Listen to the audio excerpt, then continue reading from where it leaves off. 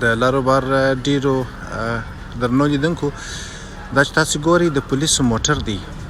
دا د هالند پولیس دی دلته شاوخوا نور د پلټنې ټیمونه د هالند د دولت هم راغلي دي لکه تاسو ته چې ښکاري نو دلته وړمه شپه یعنی براینه وړمه شپه یوه ډېره زړه بژنونکې پیښه وسوه هغه پیښه په دې کور کې وسوه یو متل دی وایي چې ډبره د یتیم له سره نه چپېږي څومره به پر ځای وي یا به نه وي خو له بده مرغه کله کله حقیقت ښکاره سي دا د افغان کور دی د هرات د اوسیدونکي افغان چې ما په شخصي توګه له نږدې هم پیژندی د دې افغان کور داسې سوی دی دا د ده د کور سالون دی د سالون کړکۍ یې لاندې رالوېدلې ده د خونې شیشې د خونې د کور دننه یې هېڅ هم جوړ نه ښکاري چې پاته به وي زړه بژنونکې خو دا ده چې په دې کور کې د دې کور میرمن هم په داسې توګه سوځېدلې ده چې د پیژندلو دپاره یې د ډي ان اے ټسټ ته اړتیا ده چې پولیسو په خپلو لومړنیو راپورونو کې ویلي دي چې په دې کور کې چې د دې کور یوه ښځه په دې کور کې ورکه ده خو یو مړی په دې کور کې پیدا سوی دی چې د پیژندلو دپاره یې عدلي طب باید چې پلټنې وکړي ما دا هم واورېدل چې د هغه ښځې د وجود ډېرې کمې برخې ځینې هډوکي پاته وه دلته ډېر شدید اور ولګېدی پرون وړمه ورځ چې 11 د سپټمبر د شپې ماخستان 11 او 12 په ماښام د شپې 11 بجې د دې کور نارینه ژوندی دي بچیان یې هم ژوندي دي معما دا ده اوس چې بچیان د دې کور څخه د خدای فضل دی چې ژوندي وتلي دي دا لا معلومه نه ده چې بچیان د کور څخه د دې خطرناک اور څخه څنګه ژوندي ووتل د دې کور سړی هم جوړ دی تیار دی خو ښځه د خوب په خونه کې تر هغه وروسته چې ټول اور ختم سو د اور وژنې عملې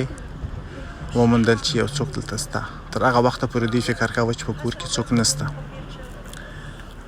دا پیښه ممکن په هالند کې بې سارې وي ممکن په ډېرو هېوادونو کې کم سارې وي چې د ژغورنې عمله راځي کار کوي او څوک نه دي خبر چې په کور کې څوک سته د دې کور خاوند هم چاته نه دي ویلي چې مېرمن یې په کور کې ده هغه اوس د پولیسو سره بندي دي داسې ویل کېږي چې پولیس شک کوي چې د کور خاوند به په دې پیښه کې لاس ولري زه به تصویر لږ لرې کړم چې تاسو وګورئ چې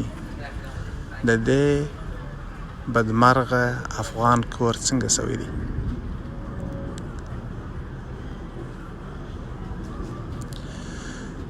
ما اوس د پولیس سره خبرې وکړې پولیس وایي چې کوم څه چې موږ پبلیک کړي دي هماغه پبلیک دي نورې داسې خبرې شته چې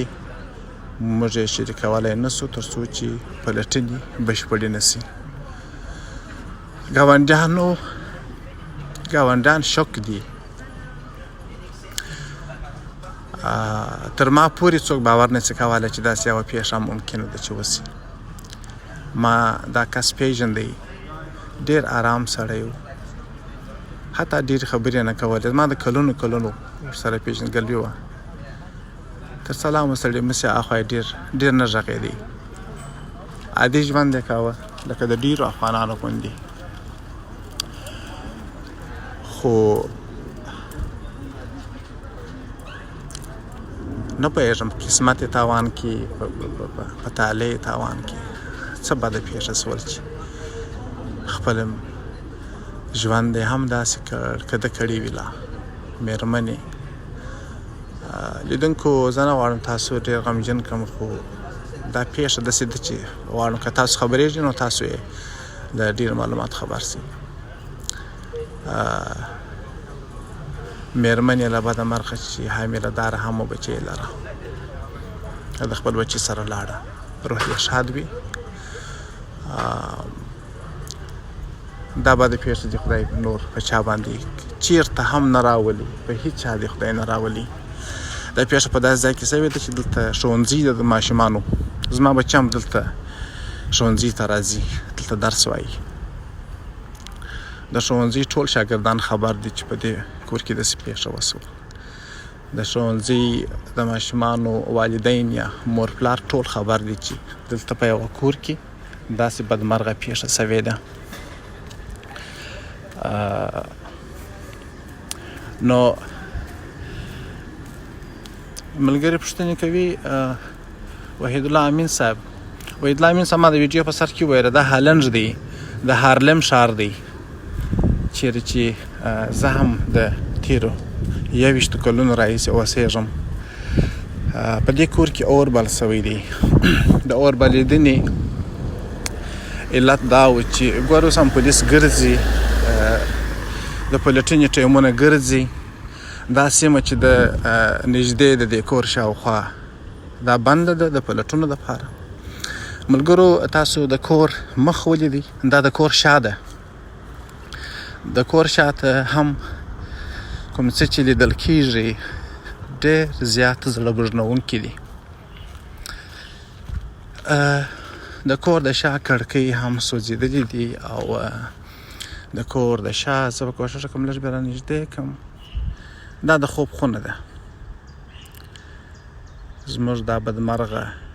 افغان مېرمن دا په دې خونه کې سوځېدلې ده داسې سوځېدلې ده چې ډېر کم آثار یې پاته سوي دي چې دلته یو انسان سوځېدلی دی پولیس پلټنې کوي چې معلوم کړي چې د پیښې عوامل څه دي شک دا دی چې د دې ښځې میړه به دا کار کړی وي خو دا شک دی دا لا ثبوت نشته تر اوسه پورې هغه پولیسو بیولی دی بچي یې دلته نږدې د ورور کور دی بچي یې ویل کېږي چې د ورور کره دی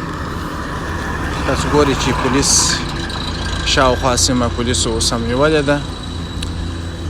دوی به پلټنې کوي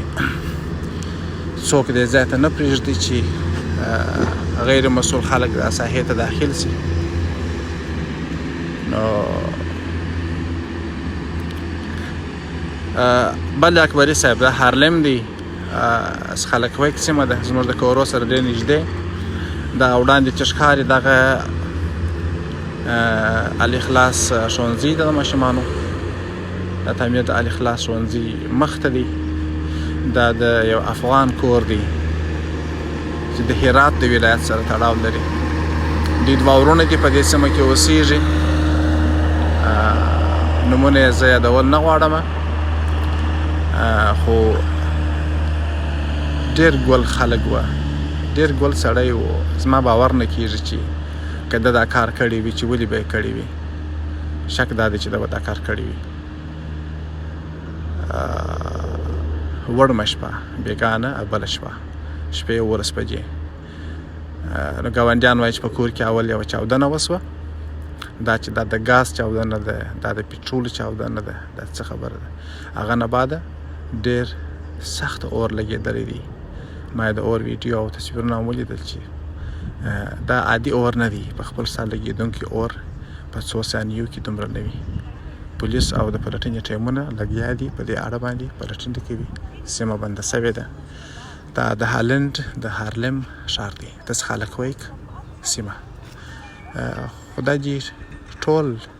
افغانان او په اصل کې ټول انسانان د داسې بدمرغې پیښې څخه وساتي ډېره زړه بوږنوونکې ده هالنډیانو ته هم اروپایانو ته هم ټولو ته یوه بېسارې پیښه ده هر ځای چې یاست جوړ اوسئ خپل کورونو کې احتیاطي تدابیر خامخا ونیسئ. خپلو بچیانو ته کورنیو غړو ته د اور په وخت کې د خلاصون چارې خامخا وښیاست. که ستاسو هم نه وي زده نو تاسو د دې هڅه وکړئ په انټرنیټونو کې په نورو کې داسې لارښوونې شته چې تاسې که اور لګېږي په هغه وخت کې تاسو ته څه کول پکار دي. دا ډېره ضروري ده.